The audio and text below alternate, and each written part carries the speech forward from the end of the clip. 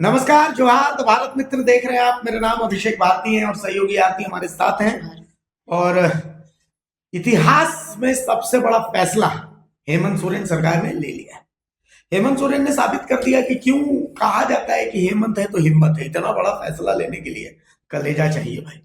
तो कुल मिलाकर के 22 परीक्षाओं को रद्द कर दिया गया है। कुछ आंकड़े आरती के पास है, जो अखबार दैनिक हिंदुस्तान को लेकर के बैठे हुए। क्या आंकड़े आरती आपके पास? देखिए, सबसे पहले तो ये कि जो पूरा जितने भी ये परीक्षाएं रद्द की गई हैं, जितनी भी नियुक्तियां रद्द हुई हैं इस आदेश के बाद, उसका टोटल आंकड़ा 2627 है। ये सफल अभ्यर्थी जो थे इन पर असर पड़ा है।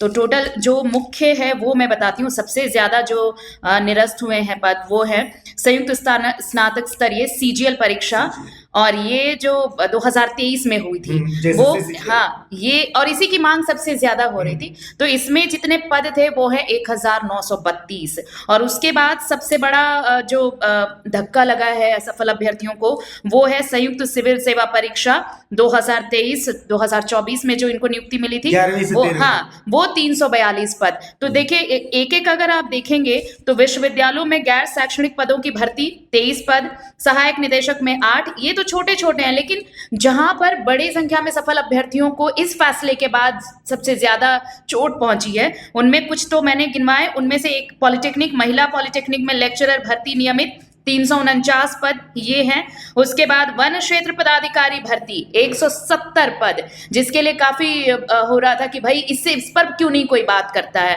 उसके बाद 134 पद है सहायक लोक अभियोजक भर्ती नियमित 2025 वाली, और 103 पद जो है झारखंड संयुक्त सिविल सेवा परीक्षा 2025 जो 2026 में इन्हें इसी साल जो नियुक्त किए गए हैं। तो ये टोटल आंकड़ा मिलाकर 2627 अभ्यर्थी जो है उन पर इस फैसले का असर पड़ा है। तो कुल 22 भर्ती परीक्षाएं रद्द की गई हैं भारती, और उस रद्द का असर 2627 अभ्यर्थियों पर पड़ा है जिन्हें नियुक्त कर दिया गया था। अब तो ये है आरती कि इसमें बहुत इंपॉर्टेंट चीज है।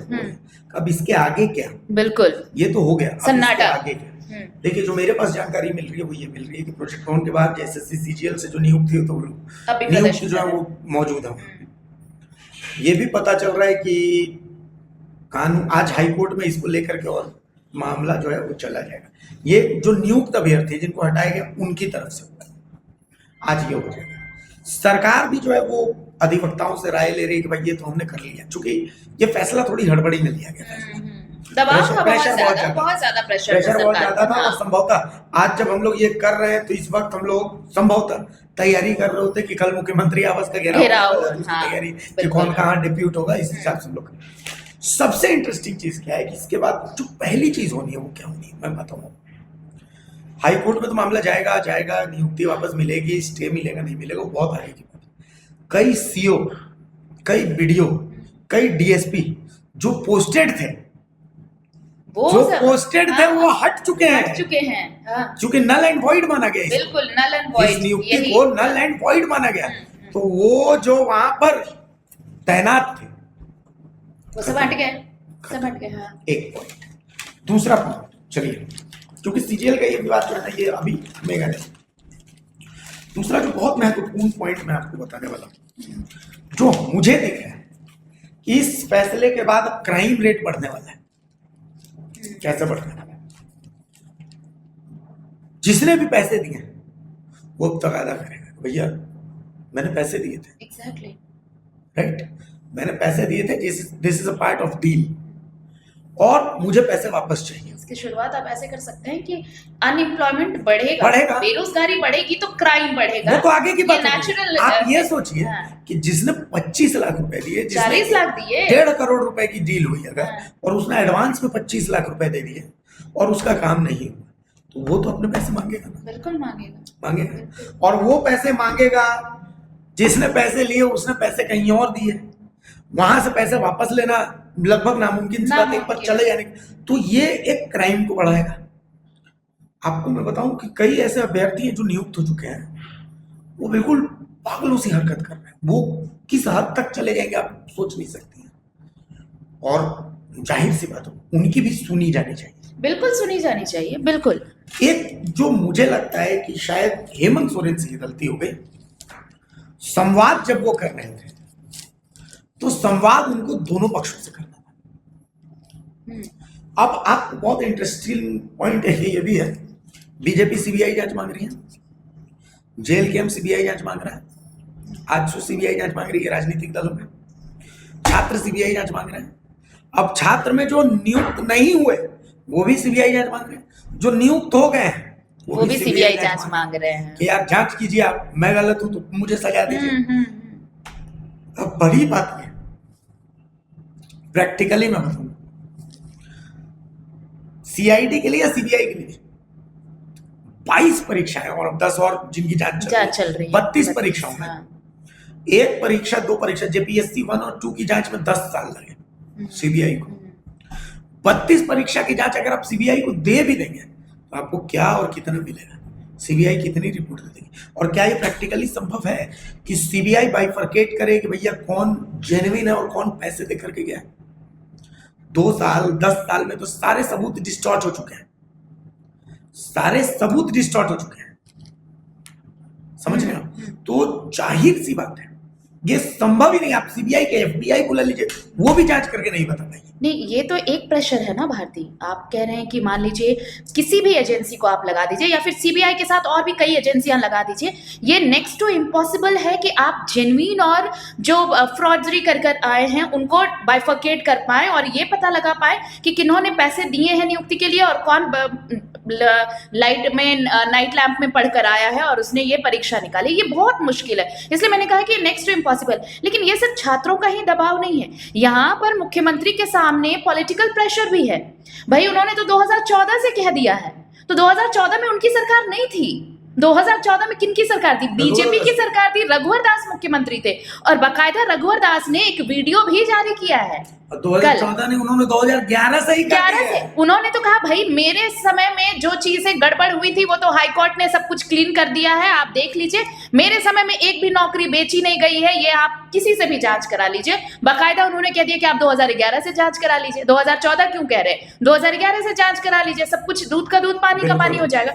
तो मुख्यमंत्री के सामने सिर्फ ये चैलेंज नहीं है कि अगर उन्होंने ये रद्द कर दिया तो अब जो दूसरा पक्ष तैयार हो गया है, क्या उनकी बात वो सुनेंगे? क्योंकि ये भी तो उसी तरह का आंदोलन है भाई।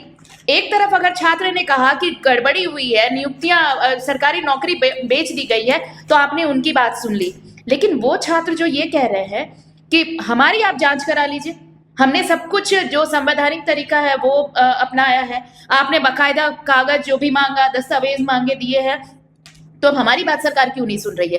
तो सिर्फ स्टूडेंट का प्रेशर नहीं है या फिर उन जो अभ्यर्थी हैं या फिर जो सफल अभ्यर्थी थे उनका प्रेशर नहीं है मुख्यमंत्री के सामने। अब ये दो धारी तलवार है मुख्यमंत्री के सामने कि आप कैसे इन चीजों को हैंडल करेंगे, क्योंकि अब सब कोई एक गुट होकर के सीबीआई जांच की मांग कर रहे हैं। ये भी नहीं है कि आंदोलन जो जयपाल सिंह मुंडा में चल रहा है वो खत्म हो गया, बिल्कुल भी नहीं। वहां भी छात्र डटे हुए कि हाईकोर्ट के रिटायर्ड जज की कमेटी बनाई है, वो जांच की मॉनिटरिंग करेंगे, और अगर वो नहीं तो आप फिर सीबीआई जांच दीजिए। यही चीज है। अभी भी छात्रों का विश्वास सीआईडी पर नहीं है। और मुझे लगता है कि सरकार जो ये मतलब मैं पता नहीं कितने लोग मेरी इस बात से सहमत होंगे, लेकिन मैं फिर से ये सवाल पूछना चाहती हूँ कि 23वें दिन जब आंदोलन का 23वां दिन हुआ तब जाकर सुधीर गुप्ता को इंट्रोगेट किया जाता है, तब उनसे सवाल जवाब किए जाते हैं। मुझे लगता है कि वो ये दिन था जिस दिन छात्रों के साथ अंतिम दौर की बातचीत होनी थी। आपको सही आपने गलत बोला, 23वें दिन नहीं, सोचिए कि आंदोलन छोड़ दीजिए, जेएसएससी सीजीएल का पेपर लीक के 3 साल के बाद 2023 में पेपर लीक होता है, एक नहीं 2 बार।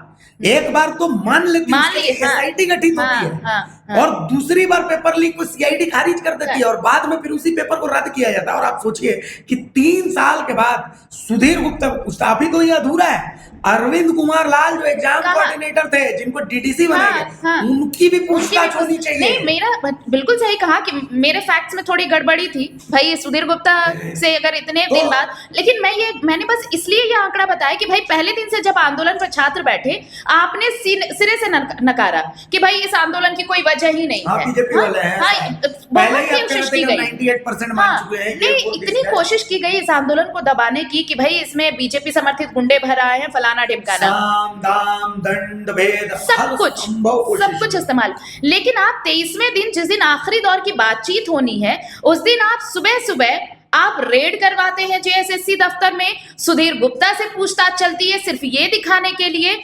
मतलब अगर मैं ना भी मानूं इस बात को, लेकिन जो आंदोलन पर डटे हैं और जो आपसे सीबीआई जांच की मांग कर रहे हैं, उनके लिए तो ये जरूर सवाल उठेगा कि भाई आप 23वें दिन कैसे राजी हो गए कि सुधीर गुप्ता से पूछताछ होनी थी। की बात है, मैं आपको बताऊं, आपने रद्द किया तो इसका मतलब आपके पास पर्याप्त बिल्कुल साक्ष्य तभी तो रद्द किया। आपने जब रद्द किया तो आप सिंपल सी बात, अकाउंटेबल तो जो है, आप सोचिएगा अभी तक जेएसएससी के जो अध्यक्ष हैं, सचिव से तो हो गई पूछताछ, एग्जाम कोऑर्डिनेटर से अब तक जो अलग अलग परीक्षा नियंत्रक है उनसे पूछताछ नहीं हुई, जेएसएससी के जो कर्मी थे उनसे पूछताछ नहीं, उनका तो ट्रांसफर इधर उधर कर दिया गया, और जेएसएससी के जो अध्यक्ष हैं या तत्कालीन अध्यक्ष या मौजूदा दोनों से आज तक पूछताछ नहीं हुई। आज तक नहीं। नीरज सिन्हा से पूछताछ नहीं हुई, प्रशांत कुमार से पूछताछ नहीं। क्यों नहीं? प्रशांत कुमार जेएसएससी के अध्यक्ष, वो जेएसएससी के कार्यालय नहीं जाते थे। सुधीर गुप्ता का ऐसा नेक्सस चल रहा है, वो पूरा सब कुछ अकेले हैंडल किया। अकाउंटेबिलिटी ही छात्र मांग रहे हैं अभी, दोनों तरफ के छात्र, दोनों तरफ के जो छात्र, बिल्कुल हमारा ये कहना थोड़ी है, मेरी क्या गलती, आपने बेचा तो हमने खरीदा नहीं, उसमें से जितने भी 10 ने खरीदा, लेकिन आपने बेचा तो मैंने खरीदा ना, मुझे तो सजा दे दी, लेकिन बेचने वालों का क्या और मेरी क्या गलती? और फैक्ट है। और सबसे बड़ी बात है कि ये जो नेचुरल जस्टिस की बात हो रही है, तो ये नेचुरल जस्टिस सबसे पहले प्रिवेल होना चाहिए भारती। मुझे लगता है कि अगर आपने एक तरफ रद्द की है परीक्षाएं, तो आपको उनका भी पक्ष सुनना पड़ेगा कि आखिर आप ही के लोग वहां बैठे हुए थे जिन्होंने नौकरियां कौड़ी के भाव बेच दी, कि भाई राजस्थान से आए लोग, हरियाणा से आए लोग, उत्तर प्रदेश से आए लोगों ने नौकरियां खरीद ली, और आपके लोग जो अबुआ सरकार में मुंह देख रहे थे कि अबुआ राज में उन्हें उनका हक मिलेगा, और वो बेचारे बैठते रह गए और आंदोलन पर हाय हाय कर रहे हैं और नौकरियां दूसरे के हाथ में चली गई। अब जब वो हंगामा कर रहे हैं, तो अब जो अकाउंटेबल हैं, जिनकी जवाबदेही बनती है, उन्हें कटघरे में क्यों नहीं लाया जा रहा, उनसे क्यों नहीं पूछताछ की जा रही? सबसे बेकार है यहाँ का विपक्ष, वही ढंग का रहता ना तब तो कोई बात इतना कुछ होता नहीं। आप सोचिए कि जिस पार्टी में 5 पूर्व मुख्यमंत्री हैं, और वो पार्टी इतने बड़े मुद्दे को भुना नहीं पा रही है।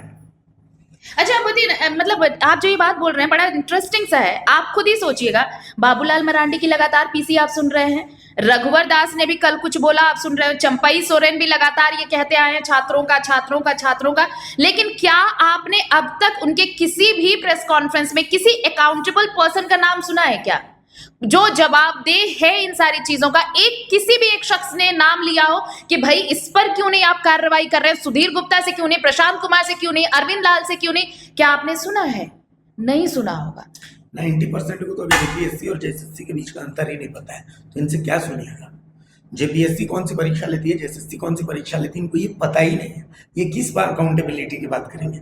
मैं आपको बता रहा हूँ, सोशल मीडिया पर से बाहर आने को ये पार्टी तैयार ही नहीं है। एसी कमरे में बैठकर बस प्रेस कॉन्फ्रेंस करना है, लाइव करना है। इतना ही था 5 पूर्व मुख्यमंत्री बैठ जाते भूख हड़ताल पर, बस बैठ जाते ना, आमरण अनशन पर बैठ जाते। अगर इतनी छात्रों की, और आप कह रहे कि सीबीआई जांच होनी चाहिए, वही पार्टी है। देखिए, दिल्ली में आप प्रोटेस्ट करिए तो कहते हैं कि देशद्रोही है, झारखंड में प्रोटेस्ट करते हैं तो हम छात्रों के साथ हैं, और सत्ता में वही पार्टी है जो दिल्ली में प्रोटेस्ट करते हैं तो छात्रों पर लाठी नहीं चलनी चाहिए, यहाँ पर पिटो है विधानसभा के अंदर घुसा। तो राजनीति का चाल चरित्र यही है। लेकिन झारखंड के छात्रों, मेरा सलाम स्वीकार कीजिए, आपने पूरे देश को एक राह दिखाई है, देश को राह दिखाई कि नॉन पॉलिटिकल आंदोलन कैसे होता है। ये भी कि बिना गाली के, बिना तोड़ फोड़ के, बिना उपद्रव के आप कैसे सरकार को झुका सकते हैं, झुकने पर, और सबसे अच्छी बात, बिना किसी बाहरी फंडिंग के, बिना किसी हेल्प के, ये आपने बताया है कि गांधी आज भी प्रासंगिक क्यों है। अच्छा, ये आपने बताया है। इंपॉर्टेंट नोट ये है, आखिरी में ये बात बता देता हूँ, जो छात्र जयपाल सिंह मुंडा स्टेडियम में बैठे हुए हैं और जो छात्र प्रोजेक्ट भवन के बाहर धरने पर बैठे हैं, मैं समझता हूँ एक समाधान ये है, आप एक अपना प्रतिनिधिमंडल बनाइए, दोनों प्रतिनिधिमंडल एक बार बैठिए। ये लड़ाई का वक्त नहीं है, आपके साथ आने का वक्त है, और बैठ करके एक 10 कॉमन पॉइंट्स बनाइए जो दोनों के पक्ष में, बिल्कुल, और इन पॉइंट्स के साथ आप सरकार से मिलिए। पहला। दूसरा, जयपाल सिंह मुंडा स्टेडियम में चाहे प्रोजेक्ट भवन के बाहर बैठे छात्रों से मैं आपको बता देता हूँ कि आपका जो धरना है, चूंकि 2 अलग अलग जगह पर है, सरकार का मानना है कि जयपाल सिंह मुंडा वालों की तो हमने मांगे पूरी कर ली, तो आज जिद पर आप हैं तो आप जल्दी से जल्दी अपनी जो पॉइंट्स है कि भाई रिटायर्ड जज या सीबीआई जो भी है वो क्लियर कर दीजिए, क्योंकि ऐसा कभी भी हो सकता है कि पुलिस आपके ऊपर लाठी बजा सकती है, और प्रोजेक्ट भवन के बाहर जो बैठे छात्र हैं उनके ऊपर भी ऐसा कभी भी हो सकता है कि आपके ऊपर लाठी बजाई जा सकती है। तो लोकतंत्र में समाधान बातचीत और संवाद से ही होगा। आप दोनों प्रतिनिधि, लेकिन उसके लिए जितनी जल्दी आप पहल करें, बस बैठिए बहुत जरूरी और बैठ करके बात कीजिए। देखिए अब तक संवाद से रास्ता निकला है। हेमंत सोरेन सरकार कम से कम इसके लिए तो बधाई के पात्र है कि उन्होंने इतना क्रांतिकारी और इतना बड़ा फैसला, ये इतना आसान नहीं था। साबित तो कर दिया कि हेमंत है तो हिम्मत है। ये बहुत बड़ा यकीन फैसला लिया। लेकिन जब तक इसका मुकाम नहीं मिलेगा, मुकाम मतलब दोनों पक्षों, जब तक इसका मुकाम नहीं निकलेगा, अगर आपको लगता है कि कोर्ट से ही हल निकल रहा है तो फिर इधर ये करने का कोई मायना नहीं है। अगर आपको लगता है इधर से हल निकलेगा तो बैठ करके बातचीत करके और उसके बाद आगे का हल निकालिए, क्योंकि जितना दिन बीतता जाएगा आपका आंदोलन उतना कमजोर पड़ता जाएगा। इस बात को आप समझ लीजिए। नमस्कार, जोहार।